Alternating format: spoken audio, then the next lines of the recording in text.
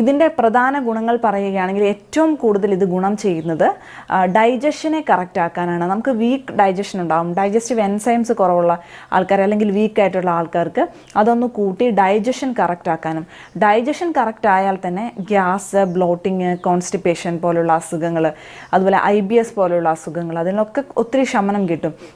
അതുപോലെ തന്നെ നിങ്ങൾക്ക് സലൈവയുടെ പ്രൊഡക്ഷൻ കുറവുള്ള ആൾക്കാരുണ്ട്, അങ്ങനെയുള്ള ആൾക്കാർക്കും ഈ കാന്താരി മുളക് നല്ലതാണ്. വിശപ്പ് കൂട്ടാനും ഒക്കെ ഇത് കഴിക്കുന്നത് കൊണ്ട് നമ്മളെ സഹായിക്കും. പക്ഷേ പ്രധാനമായിട്ടും ശ്രദ്ധിക്കേണ്ട കാര്യം, വളരെ കൂടുതലും ഏതൊരു മുളകിനെ പോലെ തന്നെ ഇത് കഴിച്ചിട്ടുണ്ടെങ്കിൽ അൾസർ പോലുള്ള പ്രശ്നങ്ങൾ ഉള്ളവർക്കത് കൂടാനും, അല്ലെങ്കിൽ കണ്ടിന്യൂസ് ആയിട്ട് കുറേ നാൾ ഇത് കഴിച്ചിട്ടുണ്ടെങ്കിൽ അൾസറൊക്കെ വരാനുള്ള സാധ്യതയുമുണ്ട്. ക്യാപ്സസിൻ എന്ന കണ്ടന്റ് ഉണ്ടെന്ന് ഞാൻ പറഞ്ഞു. അത് ശരിക്കും പഠനങ്ങൾ തെളിയിച്ചിട്ടുള്ളത് ജോയിൻറ്റ് പെയിൻസിനും, പ്രത്യേകിച്ച് റുമാറ്റിക് പെയിന്, റുമാറ്റിക് ആർത്രൈറ്റിസ് ഒക്കെയുള്ള, റുമാറ്റോഡ് ആർത്രൈറ്റിസ് ഒക്കെയുള്ള ആൾക്കാരുടെ പെയിനിനൊക്കെ, ജോയിൻറ്റ് പെയിൻസ് കുറയ്ക്കാൻ വേണ്ടിയിട്ട് സഹായകരമാണ്. വെയിറ്റ് ലോസിന് വേണ്ടി